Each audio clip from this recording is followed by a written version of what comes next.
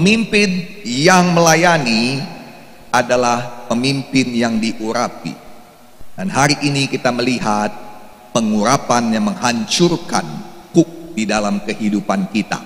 Yesaya 10 ayat 27. Yesaya 10 ayat 27 dikatakan, pada waktu itu beban yang ditimpakan mereka atas bahumu akan terbuang, dan kuk yang diletakkan mereka atas tengkukmu akan lenyap.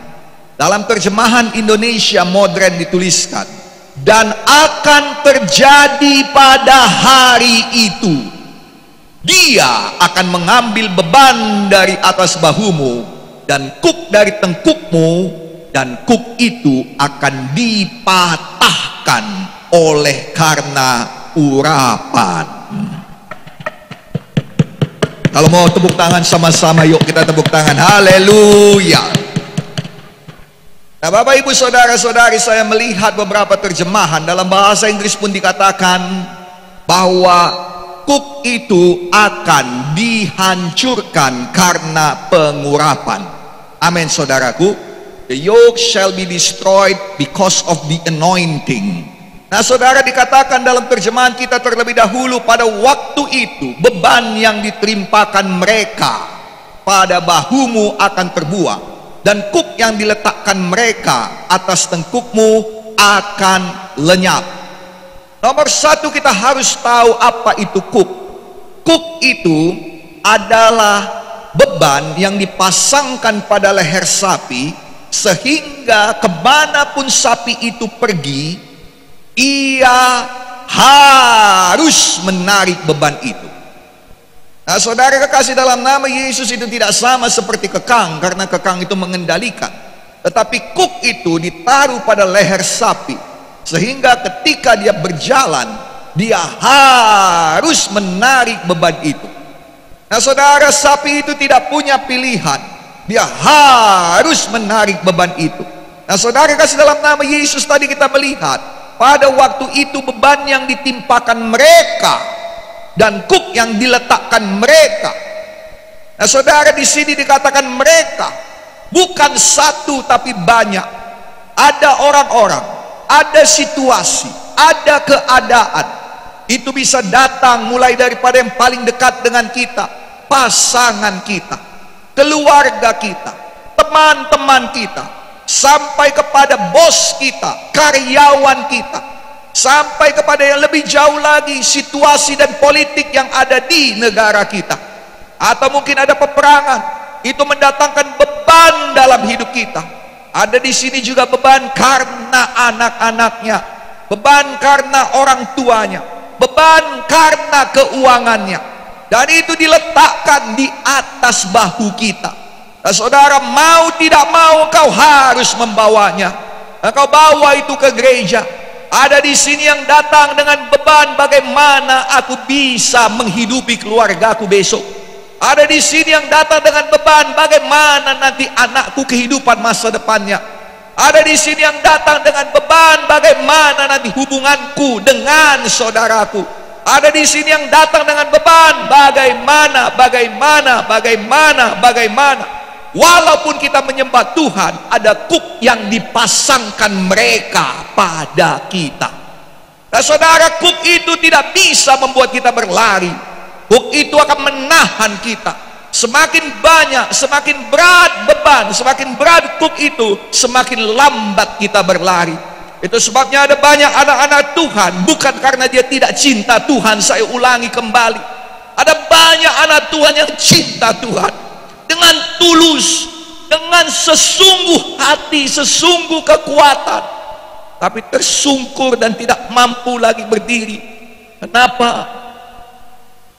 Karena kuk dan beban yang ditaruhkan. Dengarkan sayang, itu terjadi pada Yesus juga. Yang mengerti katakan amin.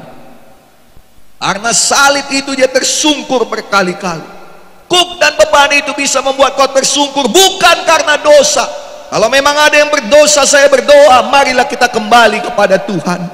Kalau ada yang berbuat salah, kita berdoa, darah Yesus sucikan kita kembali. Biarlah kita kembali pada Tuhan. Amin. Karena hanya Tuhan jawaban bagi kita. Tapi kadang bukan karena dosa. Itu sebabnya saudara, Kalau ada yang tersungkur, bukan selalu kita tanyakan apa dosamu. Kadangkala karena kita sayang pada Tuhan pun, begitu sayangnya kita pada Tuhan, sehingga kita terbeban bagi banyak hal. Terbeban bagi gereja ini, terbeban bagi gembala sidang, terbeban bagi pembangunan gereja, terbeban bagi banyak hal kerohanian di seluruh dunia ini. Dan itu membuat kita tersungkur. Puji Tuhan kalau kita tersungkur berdoa. Tapi ada beberapa orang yang tersungkur karena letih. Beberapa kali dalam hidup saya juga harus masuk rumah sakit. Kenapa orang yang diurapi masuk rumah sakit? Yesus juga tersungkur. Saya mau bawa kepada saudara minggu depan bahwa pengurapanmu harus diperbaharui dan diperbaharui dan diperbaharui dan diperbaharui. Haleluya. Tidak bisa hanya satu kali diurapi, harus diurapi lagi sampai kau sampai kepada tempat yang disediakan Tuhan bagimu, sampai kau sampai pada tempat yang memang diperuntukkan Tuhan dengan pengurapan itu padamu. Saya berdoa hari ini ada pengurapan baru lagi bagimu dalam nama Yesus. Ada pengurapan baru lagi, ada pengurapan baru lagi. Yang percaya boleh kita berikan tepuk tangan bagi Tuhan Yesus. Dan ada kuk yang diletakkan oleh mereka, tapi dalam Alkitab terjemahan modern dikatakan, dan akan terjadi pada hari itu, dia akan mengambil beban itu dari atas bahumu. Saya suka terjemahan ini karena dikatakan dia akan mengambil itu. Dia akan mengambil itu. Dan sambungannya dikatakan, dan kuk itu akan dipatahkan. Kenapa dipatahkan? Kenapa bukan dilepaskan? Karena kalau dilepaskan, kuk itu bisa dipasangkan kembali. Tetapi Tuhan tidak mau itu dilepaskan daripadamu. Tuhan mau itu dipatahkan, sehingga itu tidak bisa diletakkan kembali ke bahumu. Itu sebabnya dalam buku Nahum dikatakan, none of this affliction will dare to come upon you twice. Tidak ada daripada segala kuk ini, segala masalah ini, segala tekanan ini, segala persoalan ini yang berani datang kepadamu dua kali. Ketika kuk itu dipatahkan oleh Tuhan, dia tidak bisa memperbaiki dirinya. Ketika kuk itu dipatahkan oleh Tuhan, tidak ada pemulihan bagi dia. Tetapi engkau yang dipulihkan, engkau yang dipulihkan, saya yang dipulihkan. Boleh kita berikan tepuk tangan bagi Tuhan Yesus. Haleluya. Saudara, yang saya suka pembukaannya dikatakan pada waktu itu. Dalam terjemahan modern dikatakan, dan akan terjadi pada hari itu. Saya berdoa kiranya Tuhan berkenan, hari itu adalah hari ini. Hari itu adalah hari ini. Nah saudara, dalam hidup ini ada banyak kuk yang dipasangkan setan pada kita. Ada kutuk dosa, kutuk dosa, kutuk penyakit, kuk kemiskinan, kuk kegagalan, kuk kehinaan, kuk perhambaan. Nah, saudara tahu apa maksud saya di sini? Bukan berarti dia malas tetapi dia tetap miskin. Dia rajin pun tetap miskin juga. Bukan berarti dia tidak berusaha tetapi tetap hina. Ya buat segala cara tetapi tetap juga diinjak-injak orang. Itu namanya kuk. Bukan karena dia mau, dia tidak rela, tetapi itu dipasangkan padanya. Tetapi Alkitab berkata, dia akan melepaskan itu daripadamu, dan kuk itu akan dihancurkan karena pengurapan. Dalam nama Yesus, semua kuk dihancurkan, semua kuk dihancurkan, semua kuk dihancurkan, karena ada urapan Tuhan. Turunlah urapan Tuhan, turunlah urapan Tuhan, turunlah urapan Tuhan di dalam nama Yesus. Yang percaya sepakat berkata amin. Kita berikan tepuk tangan bagi Tuhan Yesus. Mengapa kita perlu dilepaskan daripada kuk? Karena kita perlu berlomba dengan baik. Ibrani 12 ayat 1. Karena kita mempunyai banyak saksi bagaikan awan yang mengelilingi kita, marilah kita menanggalkan semua beban dan dosa yang begitu merintangi kita, dan berlomba dengan tekun dalam perlombaan yang diwajibkan bagi kita. Saudara yang kasih, dalam nama Yesus kita harus menanggalkan, tapi ada beberapa yang tak sanggup kita tanggalkan. Itu sebabnya pengurapan diperlukan, supaya pengurapan itulah yang mematahkannya bagi kita. Saudara, ketika kuk itu ada, beban itu ada, maka kita tidak sanggup berlari. Kalaupun kita sanggup berlari, makin lama akan makin berat. Kalaupun kita paksakan dari awal, makin lama akan makin berat. Dan itu akan membuat kita tersungkur. Kalaupun memang kita bisa berlari terus sampai garis akhir, kita tidak akan mungkin menang. Yang lain pasti sudah mendahului kita. Ada beberapa di antara kita yang tidak sampai pada garis finish. Dan juga saudara, karena banyak saksi yang melihat kita, mereka tidak akan sukacita kepada kita. Mereka akan kecewa, bahkan mungkin ada yang mengolok-olok kita. Itu sebabnya kuk itu harus dipatahkan, karena Tuhan tidak ingin kita menjadi bahan olokan. Tuhan mau saudara menjadi kemuliaan bagi nama Tuhan. Jadi kemuliaan bagi nama Tuhan. Jadi kemuliaan bagi nama Tuhan. Dalam nama Yesus, jadilah dalam nama Yesus. Haleluya. Dengan cepat, pengurapan itu dapat menghancurkan kuk-kuk badaniah, kuk-kuk yang diletakkan ke badanmu. Hakim-Hakim 15 ayat 14. Setelah ia sampai ke Lehi dan orang-orang Filistin mendatangi dia dengan bersorak-sorak, maka berkuasalah roh Tuhan atas dia. Ini yang penting, berkuasalah roh Tuhan atas dia. Sambungannya, dan tali-tali pada tangannya menjadi seperti batang rami yang telah habis dimakan api, dan segala pengikatnya hancur tanggal dari tangannya. Tidak dikatakan bahwa Simson berusaha melepaskannya, dikatakan bahwa talinya yang hancur di tangannya. Saya ulangi sekali lagi, Alkitab mengatakan dengan jelas, tidak dikatakan kekuatan yang ada pada Simson melepaskan dia, dikatakan talinya yang hancur di tangannya. Dengarkan sayang, mungkin orang-orang mereka mengikat engkau, memberikan kuk padamu, membawakan sakit hati padamu, tidak menghormati engkau, menekan engkau, berlaku buruk padamu. Tetapi ketika engkau diurapi, maka engkau tidak perlu berbuat apapun, engkau tidak perlu membela diri, engkau tidak perlu gerasak gerusuk sana sini, engkau tidak perlu memakai kekuatanmu, memakai backingmu, bahkan engkau tidak perlu berdoa. Alkitab berkata, mereka yang hancur sendiri, mereka yang hancur sendiri. Haleluya. Kuknya yang dipatahkan, sapinya nggak perlu banyak-banyak membuat apapun. Yang mengerti katakan amin.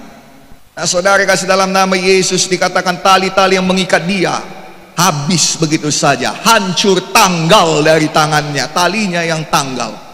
Amin, saudaraku.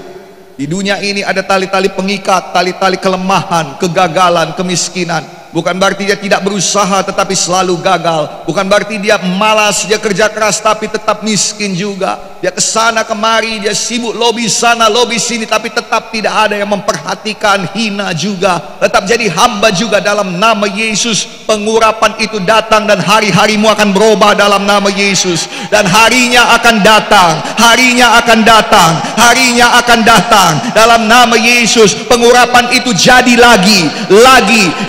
Diurapilah berkali-kali, diurapilah berkali-kali, diurapilah berkali-kali, diurapilah sampai pada tempat yang disediakan Tuhan padamu, diurapilah sampai pada tujuan yang disediakan Tuhan padamu.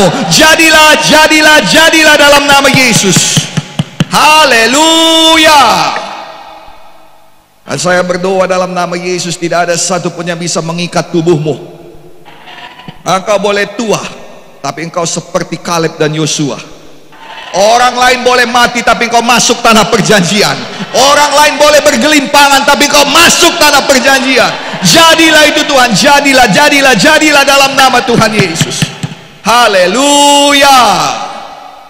Yang kedua, pengurapan juga menghancurkan kuk rohani. Pengurapan juga menghancurkan kuk yang ada di alam roh. Ada beberapa kuk itu tidak bekerja di tubuh kita, tetapi dia bekerja di alam roh. Karena sesuatu hal di alam roh, hal itu tidak bisa jadi padamu.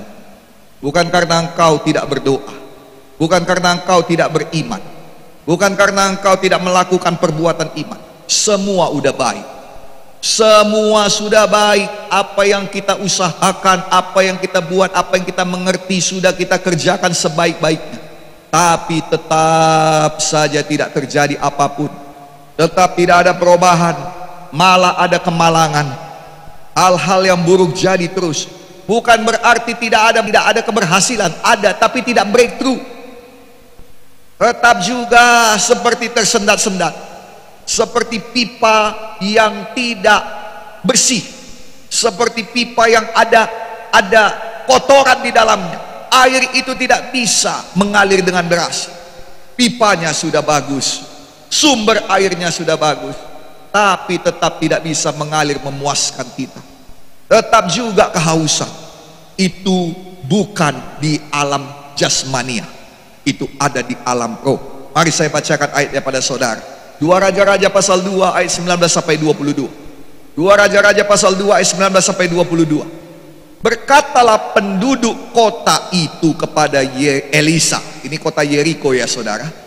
Cobalah lihat, letak kota ini baik, karena memang Yeriko adalah kota perdagangan, memang baik. Seperti yang Tuanku lihat, tetapi airnya tidak baik, dan di negeri ini sering ada keguguran bayi. Dan saudara, kalau kita berbicara mengenai bayi, setiap kali bayi lahir selalu ada sukacita besar, betul? Betul? Setiap kali bayi lahir itu artinya ada masa depan. Orang Batak tahu kalau bayi laki-laki itu penyambung daripada keluarga, penyambung marga katanya. Artinya ada masa depan bagi dia. Nah, saudara kekasih dalam nama Tuhan Yesus Kristus, setiap kali bayi lahir ada pesta. Itu menandakan ada masa depan, ada sukacita, ada harapan. Dan setiap kali bayi lahir itu artinya kerja keras ibu, pengorbanan ibu 9 bulan 10 hari minimum. Kalau dia tidak prematur, amin. Minimum tidak sia-sia karena bayinya lahir. Begitu dikatakan keguguran, artinya ada kesia-siaan. Sudah lama dikandung, impian-impian yang lenyap, itulah dia artinya keguguran. Dan dia katakan, cobalah kau lihat ya Tuhan, semuanya baik, sudah kami buat sebaik-baiknya, sudah ku atur SOP-nya, sudah ku layani sebaik-baiknya, sudah ku latih karyawan-karyawatiku, tetapi kenapa tidak maju juga? Bukan berarti tidak ada untung, ada, tapi tersendat-sendat. Bukan berarti tidak ada kemenangan, ada, tetapi tidak breakthrough. Dalam nama Yesus saya berdoa, sebelum tahun ini berakhir, ada pengurapan yang membawa penerobosan bagimu, ada pengurapan yang membawa penerobosan bagimu, ada pengurapan yang membawa penerobosan bagi kita. Amin. Haleluya. Lalu Elisa berkata, ambillah sebuah pinggan baru bagiku dan taruhlah garam ke dalamnya. Perlu jadi garam. Amin. Karena garam yang bisa membuat air yang tadinya tidak baik menjadi air yang memberkati. Itu lambang. Amin saudaraku. Ini sebabnya airnya tidak baik, jadi harapan kami hilang, kerja keras kami jadi sia-sia, masa depan kami tidak menentu. Maka mereka membawa kepadanya pinggan dan ada garam dalamnya. Kemudian dia pergi ke mata air mereka dan melemparkan garam itu ke dalamnya serta berkata, beginilah firman Tuhan, telah kusehatkan air ini, maka tidak akan terjadi lagi olehnya kematian atau keguguran bayi. Demikianlah air itu menjadi sehat sampai hari ini, sesuai firman yang dikatakan, yang telah disampaikan Elisa. Dengarkan baik-baik, firman Tuhan bisa bertahan ribuan tahun.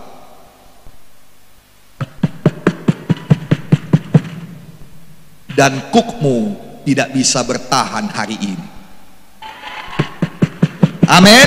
Saya berdoa hari ini ada kebebasan, bukan hanya untukmu, tapi untuk keluargamu juga, untuk keturunanmu juga, untuk anak-anakmu, keturunan kedua, ketiga, keempat, kelima. Kalau Tuhan Yesus belum datang, jadilah itu, jadilah itu, jadi itu bagi kita semuanya. Haleluya.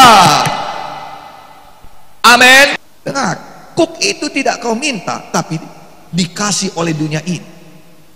Kalau dunia bisa buat begitu sama engkau, percayalah ketika kau diurapi, Tuhan bisa buat lebih baik lagi.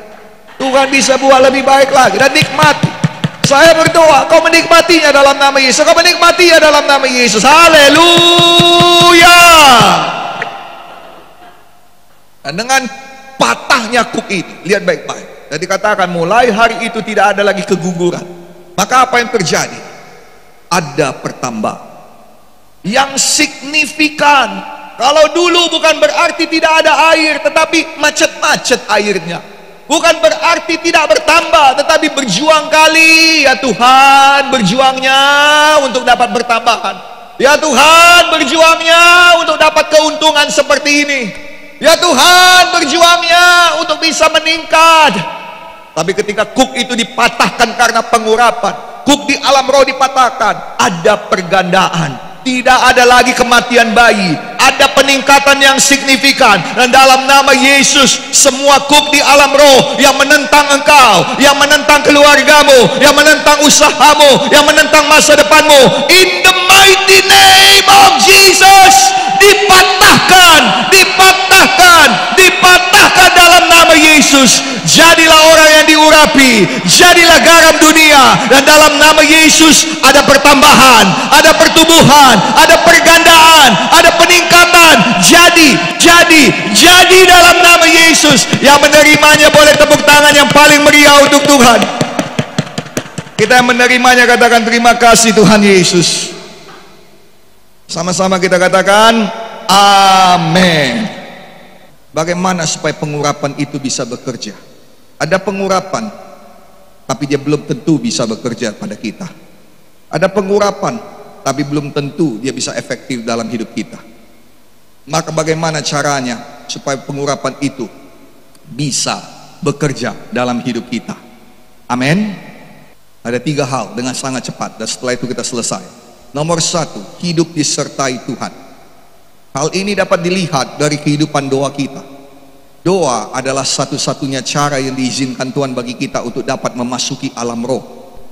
Dan Bapa kita adalah roh adanya.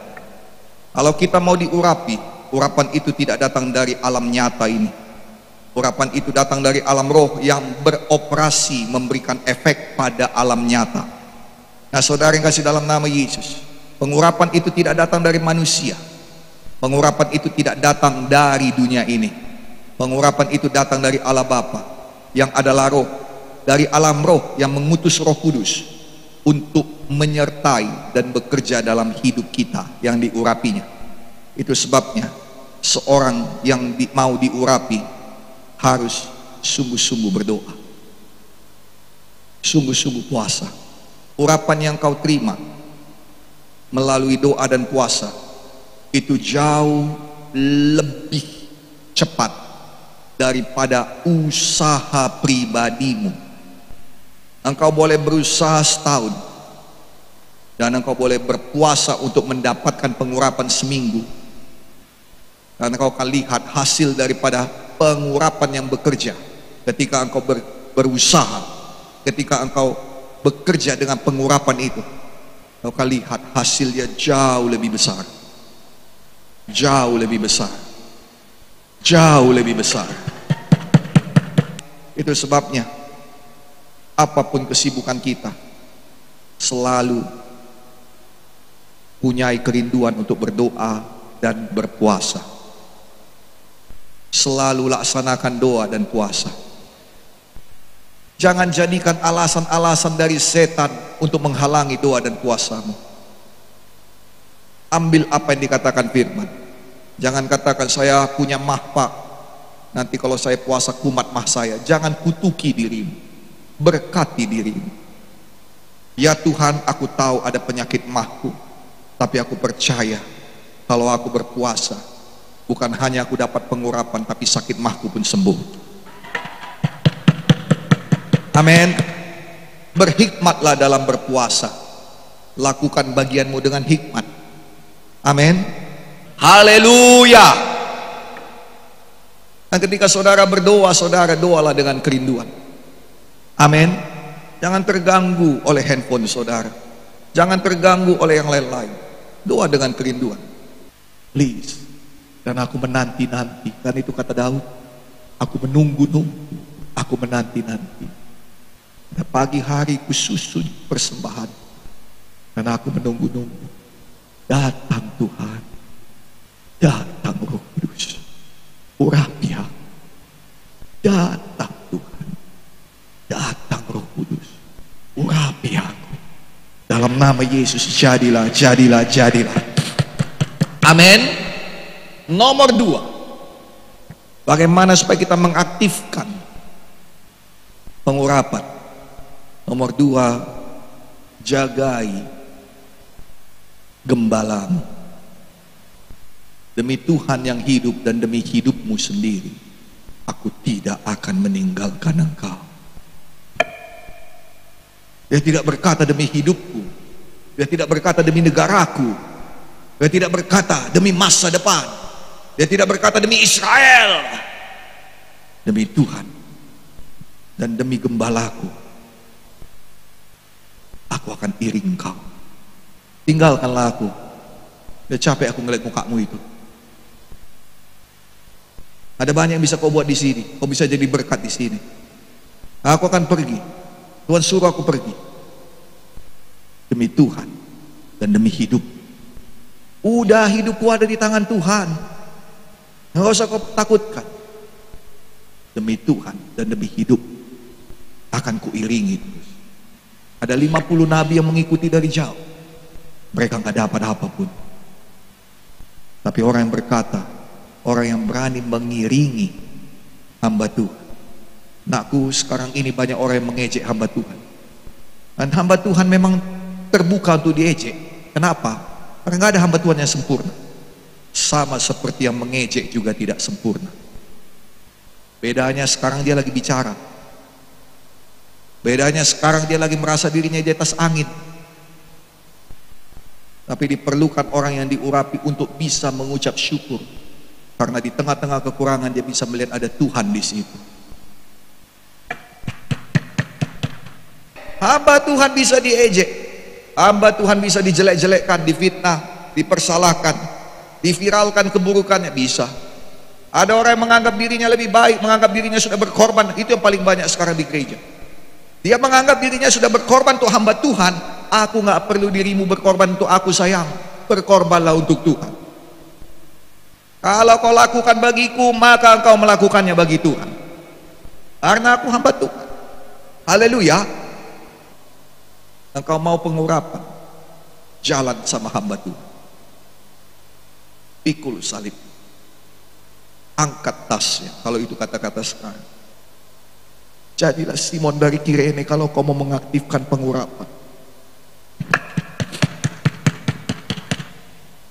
Kita anak-anak Betel, kita jadi Simon dari Kirene. Ulurkan tangan, berkati hamba-hamba Tuhan. Saya berdoa dalam nama Tuhan Yesus, bahwa semua kita yang membawa berkat yang paling kecil pun, segelas air yang menyegarkan hamba Tuhan, dalam nama Yesus, engkau tidak akan kehilangan berkat-Mu. Engkau tidak akan kehilangan berkat-Mu. Dalam nama Yesus, diberkati, diberkati, diberkati. Boleh kita berikan tepuk tangan bagi Tuhan Yesus. Yang terakhir, nomor 3, berikan korban pada Tuhan. Salah satu cara untuk mengaktifkan pengurapan di dalam kehidupan kita adalah dengan pengorbanan dan pemberian kepada Tuhan. Lihat dan dengar kesaksian semua orang yang diurapi Tuhan. Semua mereka mempunyai waktu-waktu di mana mereka memberikan dan berkorban dengan hebat dan luar biasa kepada Tuhan. Dan memang itu benar. Tidak seorang pun yang menerima pekerjaan pengurapan tanpa pengorbanan dan pemberian kepada Tuhan. Dan tolong saudara jangan memberi karena terpaksa. Haleluya. Prinsip Alkitab tetap prinsip Alkitab. Apakah ia berkorban di depan atau nanti di belakang, itu tidak jadi permasalahan. Tapi semua yang diurapi harus berkorban dan memberi kepada Tuhan dan juga kepada orang yang diurapinya. Banyak orang yang datang kepada hamba Tuhan dan minta peletakan tangan supaya dia diurapi, seperti kita datang pada Bapak Pendeta Samson Dabas. Betul, bagus. Tetapi seberapa hebat pun dia urapi saudara, berapa kali pun kita jatuh, kalau kita tidak memberkati dia, kita tidak berkorban untuk Tuhan dan kerajaan Tuhan sorga, itu tidak akan berhasil. Kita harus rela berkorban dan memberi kepada Tuhan untuk pengurapan itu. Haleluya. Haleluya. Nah saudara yang kasih dalam nama Yesus, ada seorang yang namanya Hana. Dan Hana ini saudara, dia sudah memberi. Selama ini dia memberi. Seperti biasanya dikatakan tiap tahun dia memberi. Ada kerinduannya, tetapi dia tidak mendapatkannya. Lalu kemudian apa yang terjadi? Satu hari dia sudah tidak tahan lagi. Hidupku tidak bisa begini terus. Aku harus punya penerobosan. Maka apa dibuatnya? Dia memberi sesuatu yang luar biasa. yang memberikan sesuatu yang berharga padanya, yaitu kalau Tuhan kasih anak padanya, aku tidak akan memegang anak itu, aku akan memberikannya pada Tuhan. Nah saudara, saya beritahu pada saudara, ini yang paling efektif. Tapi bagi orang yang diurapi, biasa pun kau buat, dampaknya luar biasa. Dampaknya luar biasa. Itu dia orang yang diurapi. Yang mengerti katakan amin. Yang mengerti katakan amin. Maka hari ini saya katakan, jangan khawatirkan mengenai tantangannya. Jangan khawatirkan mengenai singa dan beruangnya. Jangan khawatirkan mengenai Goliatnya. Tuhan jaga engkau. Engkau tidak akan mati di tangan singa, engkau tidak akan mati di cengkraman beruang, engkau tidak akan mati di tangan Goliat. Tapi semua itu, kuku itu dipatahkan, dipatahkan, dipatahkan, dipatahkan. Engkau akan berlari, berlari, berlari, berlari, berlari. Haleluya. Sayang, saya mau bersaksi pada saudara, memang berat, tapi hidup dengan pengurapan sangat dinikmati. Sangat dinikmati. Sangat dinikmati. Yang terakhir, keep it straight, keep it low. Segala kemuliaan hanya bagi Tuhan.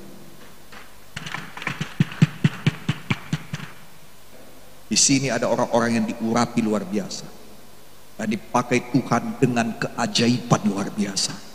Pasti, I know it, bisa saya rasakan di hati saya. Bangunlah, bangkitlah. Malam ini terima pengurapanmu lagi. Karena butuh pengurapan berkali-kali supaya Daud jadi raja.